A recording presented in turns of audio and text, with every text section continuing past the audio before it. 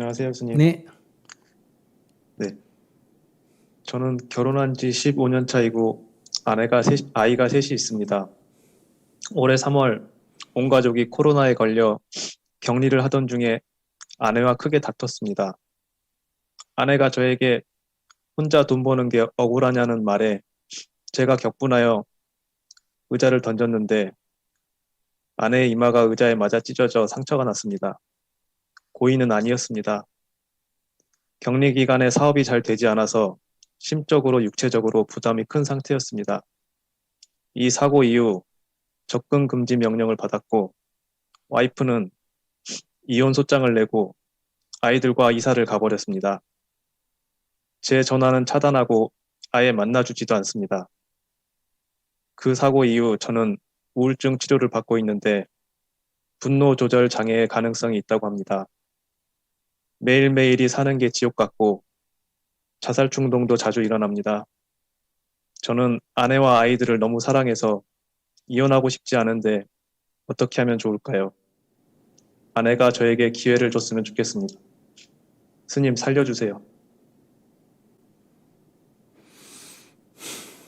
뭐 이혼해 봤자 번전인데 뭘 그래요? 번전이잖아, 번전. 원래 혼자였잖아요. 자기는 나는 70인데 지금 혼자 사는데 자기는 결혼 한번 해보고 혼자 살아도 결혼 한번 해보고 혼자 사는 게 나아요. 처음부터 혼자 사는 게 나아요. 자기는 결혼도 해보고 혼자 사는 것도 두 번 다 할 수 있잖아. 그러니까 이혼한다고 해서 두려울 거 없다 이 말이야. 두려우니까 지금 잠을 못 자는 거. 이혼할 수도 있는 거지. 그건 뭐 어려운 일이에요. 또 뭐 같이 사는 게 필요하면 지원도 할 수 있는 거고 가볍게 좀 생각했으면 좋겠다 우선. 그리고 자기는 뭐 고의가 아니었다 하지만은 지금 화난다고 의자를 집어 던져가지고 이마가 맞아가 찢어졌다 그러면 그거는 폭력이에요. 가정폭력. 그 아내 입장에서는 남편한테 폭력을 당했을까지 내가 살 필요가 있겠냐. 내하고 못 살겠다 이렇게 결론 낸 거예요. 자기 입장만 생각하지 말고 자기 여동생 한번 생각해봐. 남편한테 두들겨 맞고 살라고 그러겠어. 네가 뭐가 못났노? 뭐 때문에 맞으면서 사나? 치아라. 이렇게 얘기할 거 아니에요. 그러니까 이거에 대해서 고의가 아니었니 어쩌느니 그런 생각하지 말고 무조건 잘못한 거니까 내가 잘못한 거에 대해서는 과보를 받아야지. 이혼을 하자면 이혼 당하면 이혼을 당해야 되고 조건 금지 명령이 떨어지면 해야 되고 그걸 이렇게 얼버무려 가지고 적당하게 할 생각을 하기 때문에 번뇌가 생기는 거예요. 그래가 한 번만 봐줘 살려달라 이래가 하면 안 나오느냐 또 나와. 아내가 벌써 이 사건을 딱 해가지고 이렇게 이혼까지 딱 결심할 때는 이런 자기가 불같이 화를 내는 게 한두 번이어서는 절대로 이런 결론이 안 나. 이미 아내 입장에서는 여러 번 반복돼서 참고 참다가 이런 사건을 계기로 해서 이제 더 이상 안 된다. 이렇게 탁 이미 결론을 내려버린 거예요. 그러니까 그걸 자기가 수용을 해야 돼. 근데 이혼은 합의 이혼이잖아요. 그러니까 자기가 지금 얘기하듯이 딱 그렇게 그럴 수도 있다. 아내 입장에서는 그럴 수도 있겠다. 일단 이렇게 딱 해야 마음이 놓이고 두 번째는 그러나 내가 잘못한 건 잘못한 거고 그러나 내 입장에서는 이혼하고 싶지가 않다. 같이 살고 싶다. 이렇게 이제 재판장에 가서 자기가 사인을 안 하면 이제 일방적으로 제출하겠죠. 그러면 이제 가서 계속 자기는 얘기하면 돼요. 그때 제가 분노 조절이 안 돼가지고 정신적인 그런 검사를 해보니 분노 조절이 안 돼서 충동적으로 그런 일이 일어났는데 의사의 치료를 정신과 치료를 받으면서 절대로 그러지 않겠습니다. 이렇게 판사한테 얘기하고 저는 아내와 아이들을 사랑합니다. 판사님 저희 가정을 지키도록 저를 좀 도와주십시오.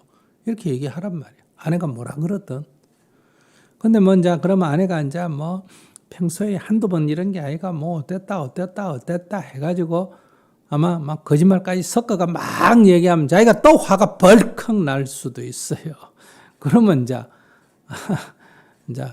자기가 결과적으로는 거기에 말려 들어가는 거예요.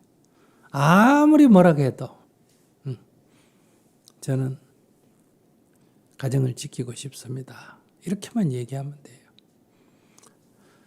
그렇게 자기가 계속 나한테 얘기하듯이 살려주십시오. 이렇게 판사한테 얘기하면 판사가 보고 아내 보고 조정을 좀 해봐라. 그쪽 변호사 보고 좀 조정을 해봐라. 이렇게 얘기할 거예요. 그럼 뭐 각서를 쓰라면 각서를 쓰고 뭐든지 하라면 하겠다. 그랬는데도 판사가 봐도 이해관계 없는 판사가 봐도 이 전체 과정을 보니까 이거는 이혼을 할 수밖에 없다 하면 받아들여야 된다는 거예요. 그거를 억울해하지 말고 자기에게 분노해가 억울해하면 내 죽고 네 죽자 이래가지고 또 더 큰 험악한 행동을 할 위험도 있는 거예요. 그러면 절대로 안 된다. 그러니까 일단은 받아들여야 된다. 그러나 나는 최소한 최대로 내가 진심을 보이는 그런 노력을 해야 된다. 지금은 연락이 안 되고 안 받아버리니까 못 하잖아요. 그렇다고 내가 막 일방적으로 찾아가면 이제 접근 금지 명령에 어기게 되는 거고. 그래서 일방적으로 찾아가서 화가 나가지고 얼마 전에도 접근 금지 명령이 내린데도 가서 너무너무 화가 나니까 아내를 살해한 그런 사건도 이렇게 생겼지 않습니까? 그 사건 하나하나 들여다보면 밖에서 보면 범죄를 하지만 그 사건 하나하나 들여다보면 충분히 이해가 되는 일들이요 다. 제가 전번에 정문적설 할 때 왜 미국에서 어떤 우리 아주머니 그 정문적설이 있었잖아요. 애가 하도 말을 안 들어가지고 화가 나고 밤새기 한 대 때렸더니 대반 애를 경찰에 애가 신고해가 대반 애를 뺏어가 버리고 부인도 아니고 애도 그래요. 뺏어가 버리고 요즘 우리 뭐 성폭력 뭐 그 교육 뭐 그거 하듯이 그냥 교육받고 전자팔찌 끼고 그러면 뭐 조그마한 문제만 생겨도 막 블랙리스트에 올라가 계속 그 미국에는 이 우리로 말하면 구청이나 이 동사무소에 그런 거를 사회복지 뭐 하는 사람이 있었는데 그런 걸 감시하는 사람이 있거든요. 끊임없이 감시하고 그러니까 막 화가 나가 막 넘어가는 거예요. 애가 성인이 될 때까지 성인이 돼야 그 블랙리스트에서 제외가 되는 거예요. 근데 그 밑에 아이가 있는데 그 밑에 아이에 대해서도 혹시 또 그런 범죄를 저지를까 싶어 계속 감시한다는 거예요. 그러니까 그 막 감시에 스트레스를 받아 죽겠다는 거 아니에요.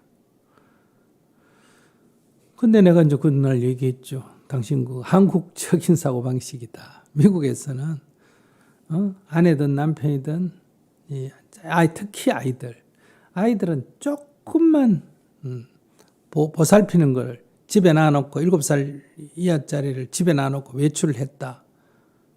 거나 뭐 한 대 때렸다거나 하면 그거는 뭐 아동학대라 그래서 그 처벌이 엄청나다. 그러니까 한국적 사고방식 하니까 자기가 저지른 그 죄가 범죄가 뭔지를 모르는 거예요. 그러니까 자꾸 억울한 거예요. 옛날 같으면 이게 뭐 다 집에서 일어난 일, 별일 아니죠. 근데 지금 시대가 달라졌어요. 시대가 달라져 버렸어. 이게 좋다. 저는 좋은지 나쁜지 그건 잘 모르겠어요. 시대가 달라졌는데 자기는 지금 옛날 생각하고 있고 자기 입장만 생각한다. 그래서 아내를 그것도 뺨때기 한 대 때려도 지금 가정폭력으로 지금 처벌을 받는데 거기다 흉기, 의자를 집어던졌다가 흉기를 사용한 거거든요. 그러니까 그 자기가 거기에 대해서 이유가 어떻든 충동적으로 했든 어쨌든 하고 이제 판사한테 제일 하소연하는 의사 진단을 제출해야 돼요. 이 분노 조절 장애라는 것 때문에 생긴 거지 의도적인 건 아니다. 또 코로나 때문에 이래가지고 순간적으로 이런 일이 생겼다. 그러고 내가 치료를 받겠다. 각서를 쓰고 치료를 받아서 다시는 이런 일이 없도록 하겠다. 이렇게 하는 수밖에 없어요. 아내한테도 그렇게 하고 지금 아내는 연락이 안 되니까 이제 기다렸다가 이제 이혼 그 소장이 법원에 제출되면 법원에 가서 그렇게 오늘 얘기하듯이 자기 진심을 2번, 3번 계속 얘기를 해야 됩니다. 자기 지금 너무 이게 조급하게 애들 보고 싶고 막 이러는데 그게 또 뜻대로 안 되면 또 분노 조절이 안 돼가 악심을 품게 돼요. 좋다. 네 죽고 내 죽자. 이렇게 될 소지가 있다. 이 말이에요. 그러니까 지금이라도 내가 잘못했구나. 어떤 결과라도 받아들이겠다. 그러나 내가 최선을 다해봐야 되겠다. 관점을 이렇게 가지면 좋겠어요. 감사합니다. 뭐 죄지었다 이건 아니에요. 뭐 큰 죄를 지은 게 아니라 이건 일단은 현재 잘못된 거를 확실하게 인정해야지 내부적으로 변명하려면 안 돼요. 그러면 문제가 안 풀려요. 그건 정말 잘못했다. 이유가 어떻든 내가 잘못된 거다. 그런데 내 사정 구 이야기한다면 이게 코로나하고 또 분노 조절 장애에 있어서 그렇다. 그러니까 치료를 받고 하겠다. 이렇게 딱 그냥 인정할 거 인정하고 개선책을 딱 내가지고 자기 마음을 표현하고 이렇게 접근하고 그래도 안 되면 일단 받아들여야 돼요. 받아들이고 시간을 두고 이제 천천히 해결해야 된다. 자기가 여기서 지금 집착하고 조급하면 더 큰 돌이킬 수 없는 재앙을 초래할 위험이 있습니다. 진정을 해야 됩니다. 그리고 치료를 좀 받으셔야 돼요. 있을 가능성이 있다 이러면 안 되고 의사한테 그런 심한 건 아니지만은 그런 좀 장애가 있다. 이걸 오히려 받아서 치료를 한다. 그래야 나중에 치료 제출하고 이런 게 좋지 않나 싶어요.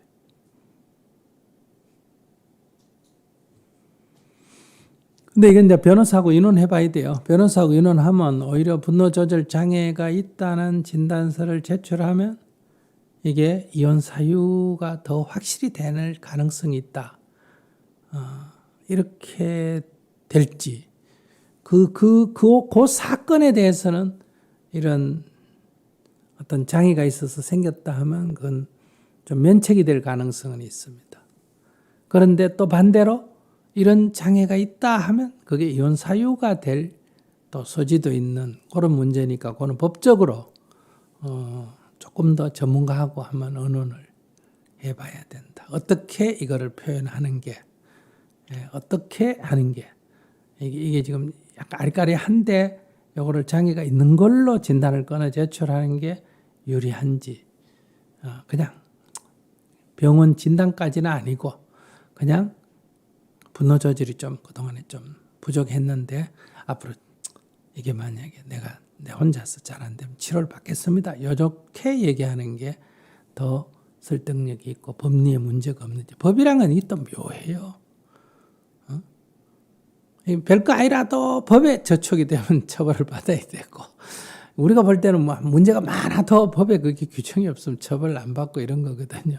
그래서 그 법리에 대해서는 변호사의 도움을 좀 얻어야 된다. 그러나 제일 중요한 거는 자기가 이 가정을 유지하고 싶은 자신의 간절함을 진심으로 표현하는 것은 지속적으로 진심으로 표현하는 것은 필요하다.